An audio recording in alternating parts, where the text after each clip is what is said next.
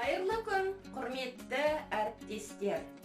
Қазақстан Республикасы үкіметінің қаулысымен 10 тамыз Абай күні болып бекітілді.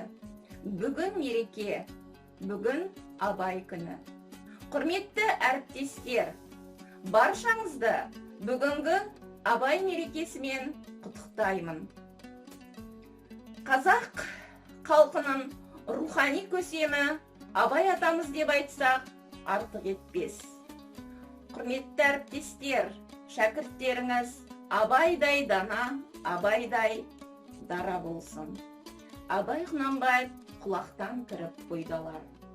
Құлақтан кіріп бойдалар. Жақсы әннен тәтті күй, көңілге түрлі ой салар. Әнді сүйсең, менше сүй. Дүние ойдан шығады.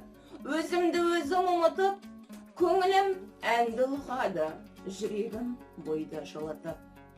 Аңсаған шөлде су тапса, бас бұрмай ма бастауға, біреу түртсе, я қақса, бой тоқтамас жасқауға. Бір күйгізіп, сүйгізіп, ес көмірді түргізер, өмір тонын кигізіп, жоқты барғып жүргізер. Ескендей болады, құлағым ескі сыбырды, ескі ойға көңілім толады, тірілтіп өткен құрғырды. Ішіп терең бойлаймын, өткен күннің уларын, және де шын ойлаймын, жұрттың жалған шуларын.